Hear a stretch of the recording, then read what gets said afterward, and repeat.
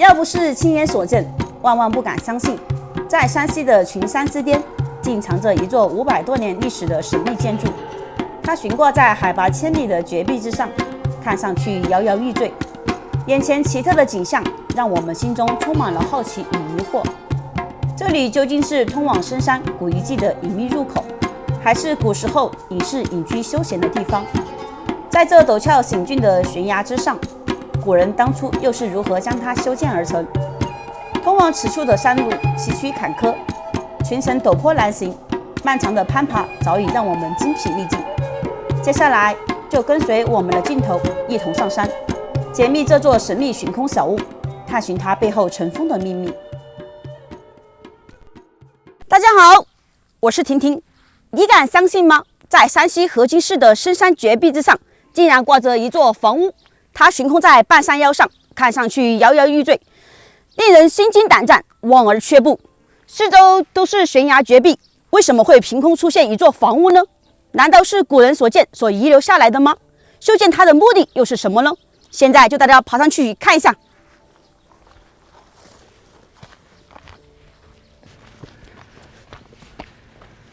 我们现在已经来到了半山腰了，这里登上去目测的话得花上2、3個小時了。今天這趟旅途非常的艱難呀！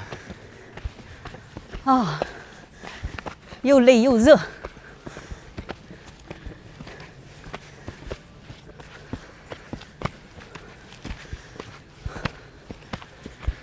婷婷，你看，從這個路面分析的話，我們等會兒是不是得攀爬絕壁呀？對，要翻過前面那座山丘。哇！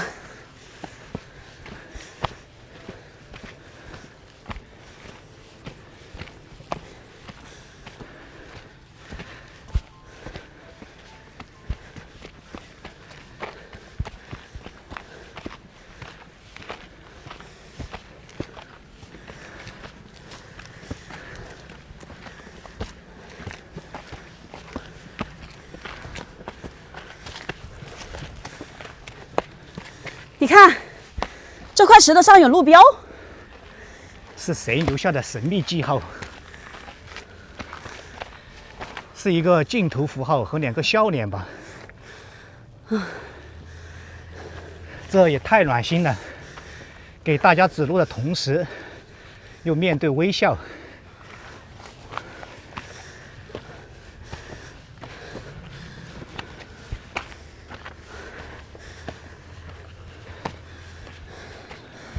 這一段路面上全都是些碎石，你管這叫碎石？這石頭明明就是完整的呀！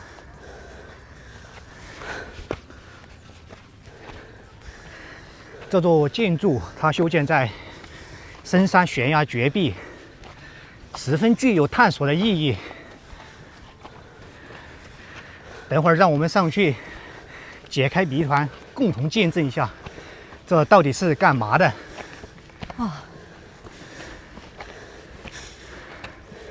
是誰會花費如此浩大的工程，把它修建在絕壁上掛住？為什麼不把它修建在山頂呢？其中是否有什麼不一樣的意義？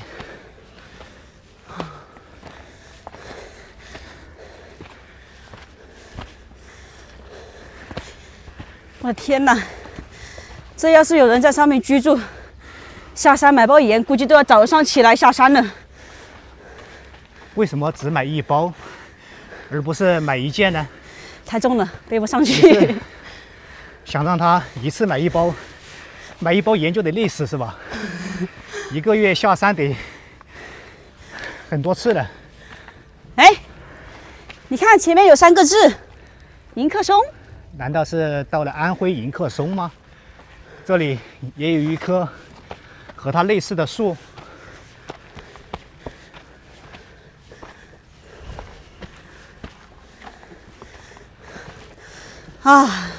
其實我們是已經攀爬到山腳下了才給大家拍攝的。從我們剛才出發的那個位置拍過來的話，時間太長了，大家也不喜歡我們看我們走路嘛。哎，迎客松在哪儿啊？不会就是这株吧？这不是啊。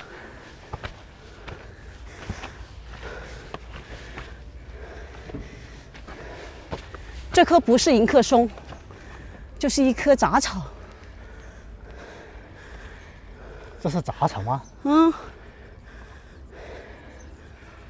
看着像一棵小树，它已经把它的根部从石头裡面鑽進去了，就像印证了那句“夾縫中生存”。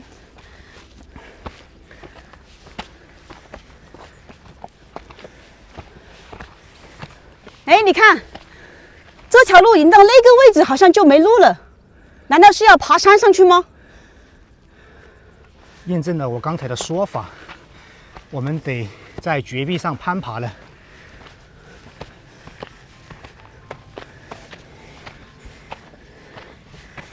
因為全程是上行，特別的消費體力、消耗體力。攝影師，我想問你一個問題，比如說給你20萬，讓你放棄了電子產品，一個人在這裡隱居，你會來嗎？如果說你再給我安排3、2個美女，那絕對是沒問題的。3個美女，你身體能扛住嗎？我能在這個地方活到90歲，並且兒孫滿堂，過着與世隔絕的隱居生活。但是吃的東西你得給我保證呀！吃的東西給你保證，你都有3個女人了，一個種菜，一個洗衣服，一個做飯，完全夠了。要不我再加上你吧？我可不行，太累了。哇，真是從絕壁上爬上去。他當時修建房屋的建築材料是怎麼運上去的？還是剛才婷婷開頭說的，這個地方是古時候就修建的嗎？是古人留下來的遺跡。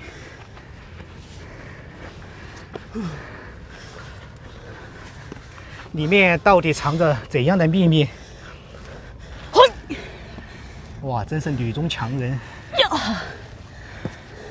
你上去了，我怎麼辦呢？啊，你呀，你不是會飛嗎？哎，要不你給我拿一下相機吧，對着前面就可以了。哎呀，不然我上不去呀。這個夾縫非常的狹窄。哇！哎，給吧。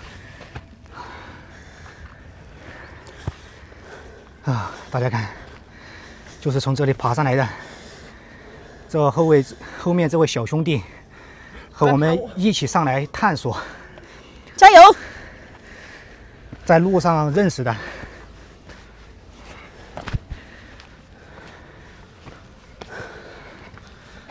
哦，真的是望山跑10馬，跑的就是我這種牛馬。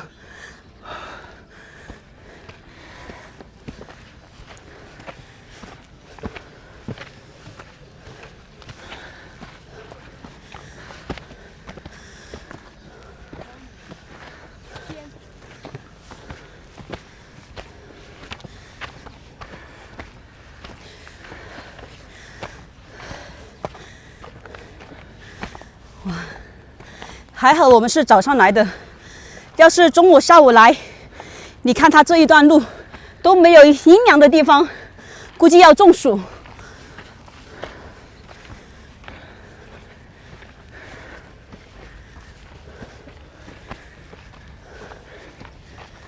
哎，怎麼是從這個方向過去？我們要去的那座建築在那邊，它是需要從這裡繞過去吧？哎呦，這真的是增加路程了。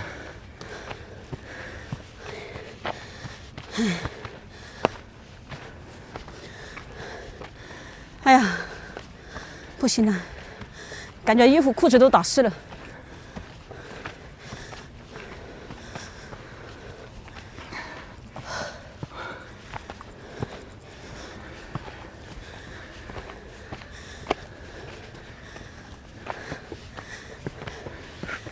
哎呀，休息一会儿吧，喝口水，受不了了。那就让大家看一下航拍。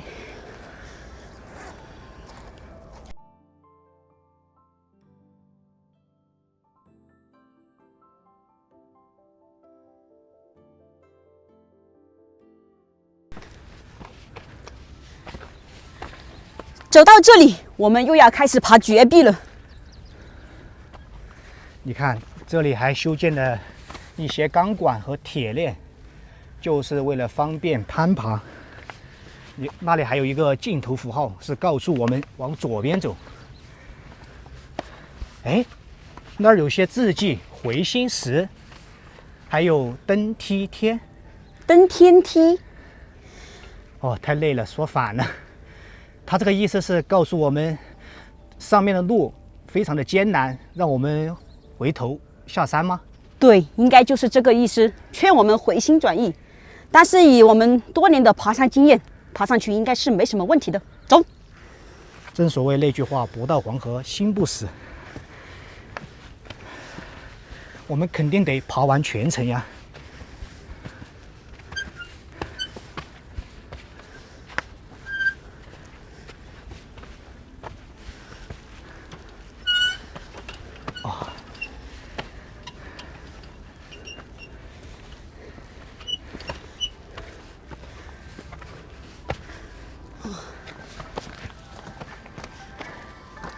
哎，姐，你爬到山頂了嗎？到了呀。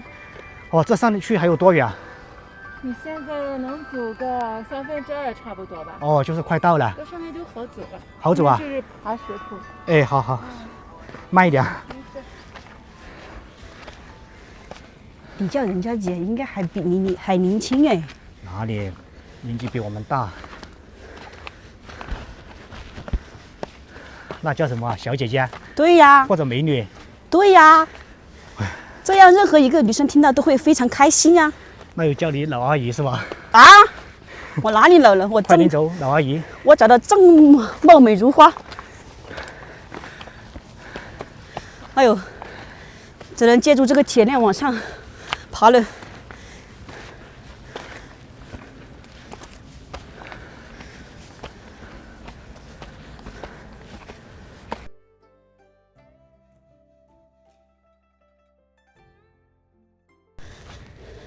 像現在這個位置，就是經過人們開鑿過的，必須得手腳並用才能爬上來。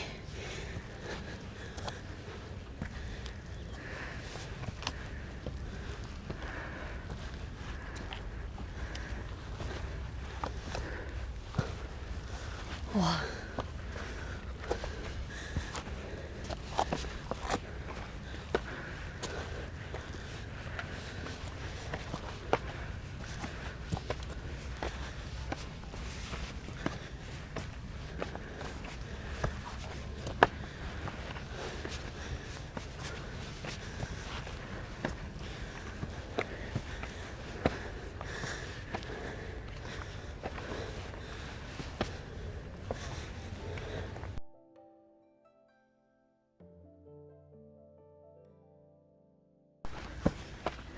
我們現在已經登上山頂了，但是登上山頂以後，還需要往前走，需要從這片小樹林裡面穿過去，走到山的另一頭，應該就到了。哎，這個位置怎麼有一條鋼絲繩？這麼大一條鋼絲繩，是用來幹嘛的？不會是用來從這個位置，當時牽的有鐵索，從下面坐那個纜車上來。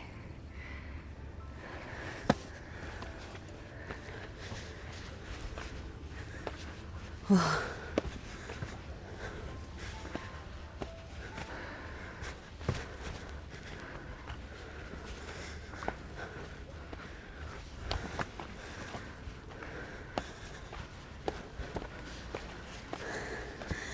這座山也太難被征服了。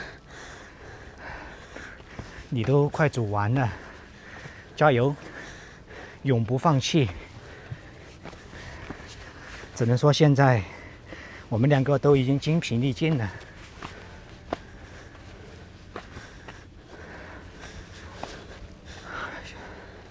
全程走完3个小时左右吧。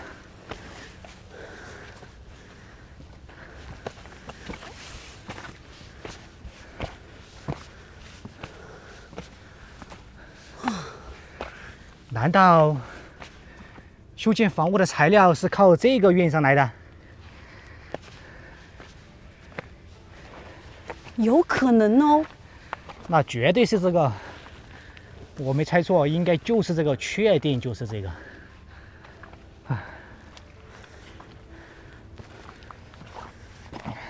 哎，还真被你说中了，前面堆放了一些砖块。那样的话，一切都说得通了。它这些材料就是靠这个索道运上来的。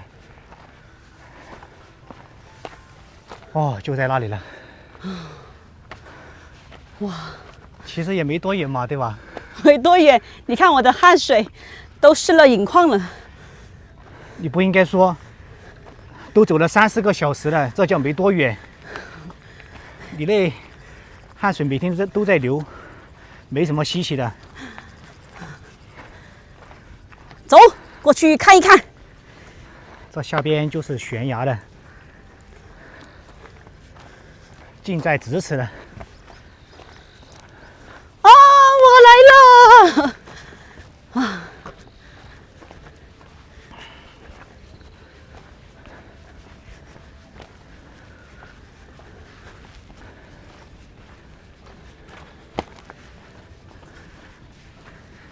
婷婷，它这房屋好像不是吊着的，更像是修建在绝壁的缝隙里面。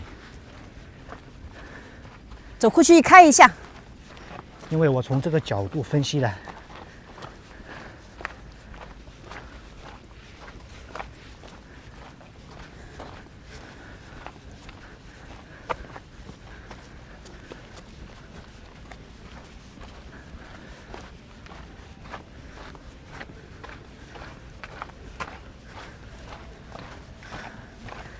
靠崖壁走啊，下面就是万丈深渊。你看那里插着锦旗，江山庙。江山辈有人才出，这个庙跟江山有關嗎？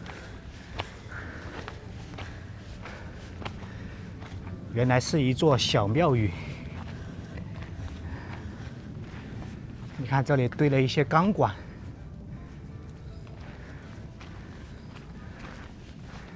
你看一下哪裡有沒有那些碑文記載，比如說這個廟是怎麼由來的。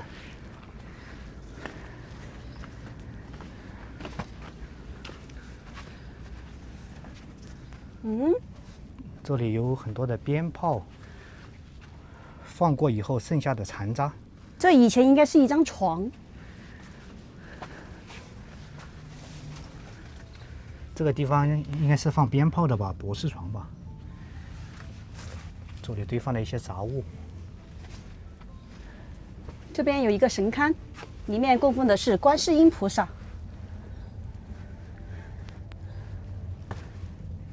江山廟。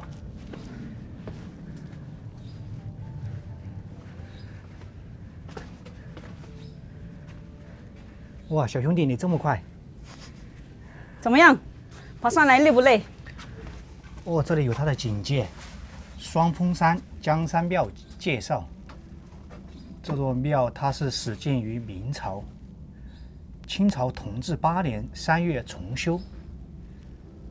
你看，江山廟是一座道教廟宇，僅江山2字已足以令人敬畏。你看它的下方還有一個故事。哦，當時一位老者。他這個是傳說的，就是中國的神話傳說故事。當時一位樵夫來到山上砍柴，偶遇間遇到了2位老者正在下棋。原来這2位老者是神仙，他因為看他們下棋嘛，沾上了仙氣，等他準備下山的時候，已經是幾百年以後了吧？這也太誇張了吧！這個故事好像我在電視中看到過。看到過嗎？就是一則神話故事傳說嘛。哦，誒，這位供奉的是玉皇大帝，在神話中他是至高無上的管理者，他掌管3界：天上、地下和人間。就是這一切的事物都归他管理。对，他也是我們中国神话故事傳說中的一個代表性人物，就是主宰管理者。你看他非常的慈祥。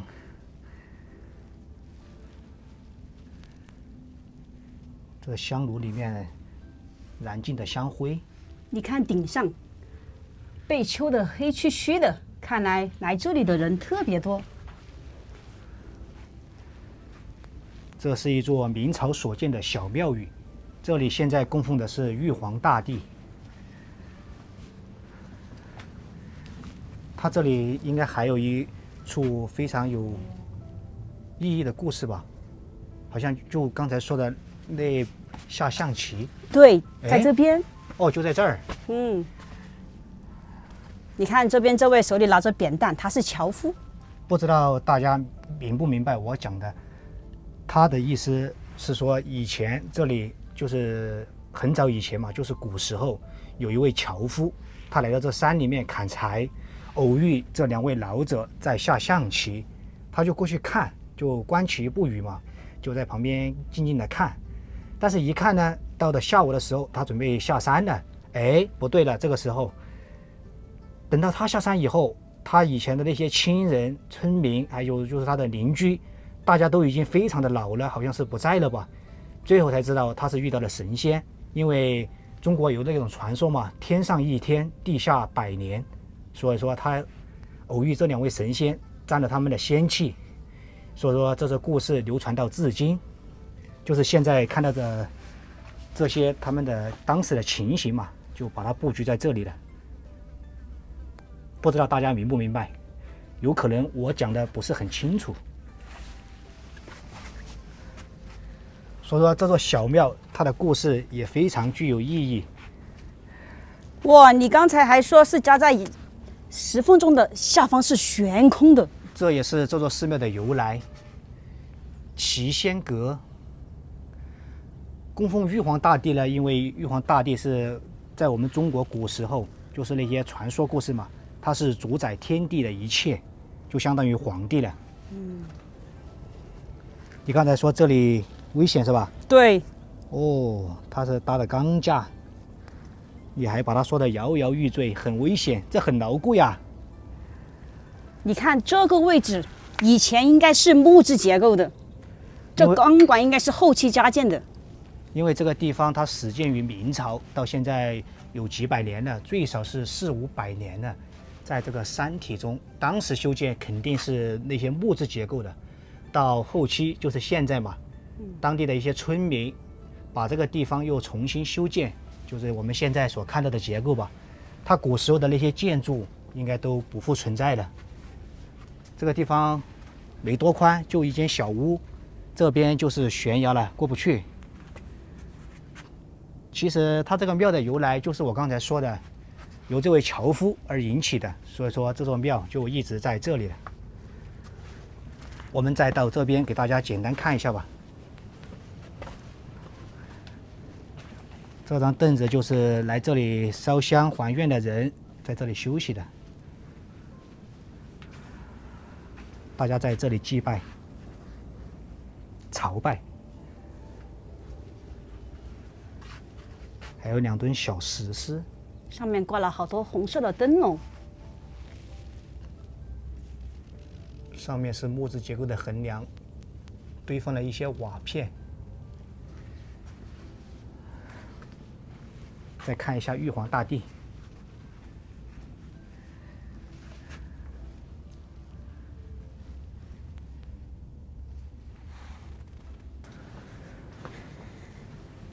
站在這個位置，眼觀四方，一覽無餘。從這裡我都感受到了，真的有那种一统江山的感觉。所以说这種庙它为什麼叫江山廟呢？它是有一點寓意在這裡面的。剛好這個位置看過去一覽無餘，地勢遼闊嘛。下方這個懸崖站在這裡看非常的驚險。你恐不恐高啊？不恐高，還好。他一直盯着下面看。啊，因為這裡有一股風吹過來。這座寺廟非常的小，從遠處看就是一個小房間嘛。走到這裡呢，我們就帶大家全程了解和看完了。這次探索，今天就到這裡吧。今天就分享到這裡，我們下期再見，拜拜。